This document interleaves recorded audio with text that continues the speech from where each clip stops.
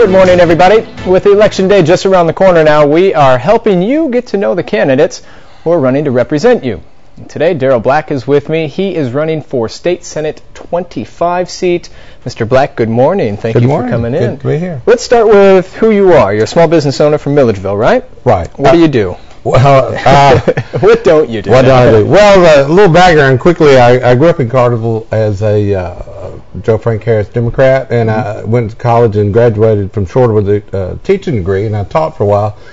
And then I got into the floor covering business, and so in Milledgeville I have a Flooring America. It's a national franchise floor covering store, and I raised it from the a truckload of remnants up to the largest floor covering store in Middle Georgia, I believe. Okay. So you're going to represent Senate 25. Yes. What counties does that all cover? Well, it's 6 full counties of Butts, Jasper, Greene, Morgan, Putnam, and Baldwin, and then parts of Jones, and parts of Bibbs, and parts of Walton County. Okay, so what are some of the issues that you're seeing that you kind of want to take care of, that you want to tackle?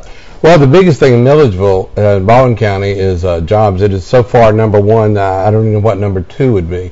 Milledgeville has the highest unemployment rate of any city that its size in Georgia. We're 12.5%. We've been hurt really bad with cuts to the state jobs and programs, Central State, and the prisons as well.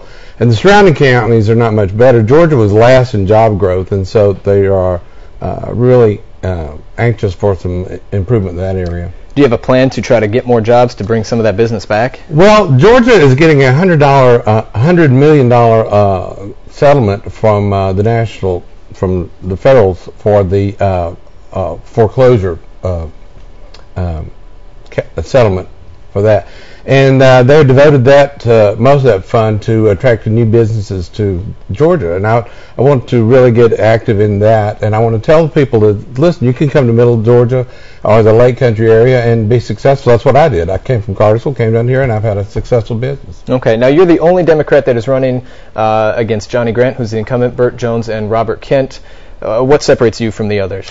Well, I'm the only one that has experience in both the classroom and the boardrooms. I said I was a teacher for a few years, and I've also worked with Shorter College, which is Shorter University now, on the alumni governing board. I've been on that for 25 years, and I know how education is very important to me and Georgia.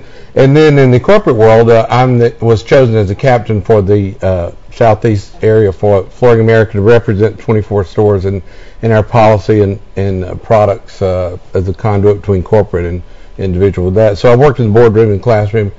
I think that's the way going forward. We got to get the education off the bottom of the tier and get some business going too. Okay, now in the last 30 seconds here, you've said in the past someone needs to work long and hard to put together state, business, and local efforts, and history proves it is the Democratic Party that does this best. Explain your rationale behind that, if you would, please. Well, the Democratic Party ran Georgia for many years, and they never furloughed any teachers. They always had a balanced budget. They weren't last in job growth like Georgia is now. They weren't last in ethics like Georgia's been rated now. And they always had transportation plans statewide instead of doing the individual splosh thing, which, by the way, I support. Let me throw that in there, and voted for. All right. And so they have a proven record, and I have a lot of my friends are Republicans, and I'm the only Democrat they're voting for. And I keep telling them what is exactly that they're proud of for the Republican Party is doing in Georgia. And so anyway, I think we just need some different people and different ideas. Okay. Mr. Black, we want to thank you for coming on this morning. We do appreciate it. And for you at home, a reminder, you can vote early for any of the candidates until Friday this week. Don't forget, Election Day is Tuesday, July 31st.